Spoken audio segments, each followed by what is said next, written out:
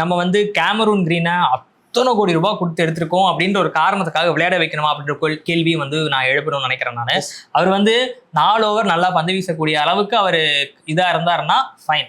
அவர் இல்ல அப்படின்னா எனக்கு தெரிஞ்ச அவரோட பியூர் பேட்ஸ்மேனா டிம் சைஃபர்ட் இருப்பார். கண்டிப்பா எனக்கு புரியுது.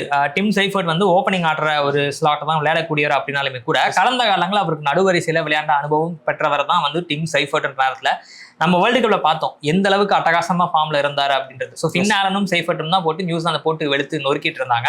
ஸோ அவங்க 2 பேர்ல யாரோ ஒருத்தருக்கு பதிலா நம்ம கேமரூன் கிரீனை கன்சிடர் பண்ணலாம் அப்படிங்கிறேன் நான். ஏன்னா அவர் பந்து போட மாட்டாரு. போன மேட்ச் தான் மட்டும் ஏதோ 2 ஓவர் மட்டும் ஏதோ அதுவே என்னன்னா பல கலவரங்களுக்கு இடையில பல இது கேள்வி கேட்டு இவர் பவுலிங் பண்ண மாட்டாரா போக மாட்டாருன்னு சொல்லி அது ஆஸ்திரேலியா கிரிக்கெட் ஆடியம் நிறைய விளக்கம் கொடுத்து பவுலிங் பண்ணாரு. இவ்வளவு தூரம் அவர் சிரமப்படுத்த அவசியம் இல்லை அப்படின்னு எனக்கும் வந்து அந்த ஆஸ்பெக்ட்ல பார்க்கும்போது நான் டிம் சைஃபர்ட்டை உள்ள கொண்டு வர பார்ப்பேன். மிடில் ஆர்டர்ல பரவாயில்ல நீங்க மிடில் ஆர்டர்ல ஆடி பாருங்க அப்படின்னு சொன்னா ஸோ டாப் 3 சொல்ல போனாங்கன்னா மிடில் ஆர்டர்ல ஒரு ஃபார்ம்ல இருக்கக்கூடிய ஒரு பேட்ஸ்மேன் ஒரு சின்ன ஒரு ஸ்பார்க் கொடுக்கலாம் அப்படின்னு நினைக்கிறேன் நான். ஸோ இந்த சேஞ்ச் பண்ணலாம் அப்படின்னு நினைக்கிறேன் நான். ஸோ அப்ப நீங்க ஃபாரின்ல யாரை தூக்குவீங்க அப்படின்னா பவுலர்ஸ்ல யாராவது கை வைக்கலாம். அது ஏன்றதை நான் பின்னாடி நான் சொல்றேன்.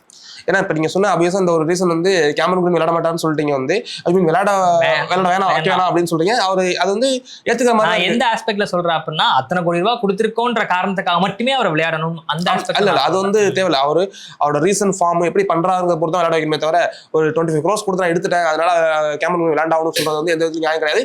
அது பிரான்சைஸ்க்கு வந்து நல்லதும் கிடையாது. வந்து டேபிள்ல வந்து அப்படி கீழே தான் அவங்க போயிட்டு இருப்பாங்க. இன்னும் வந்து மேல வரதுக்கான வாய்ப்பு இல்லை வந்து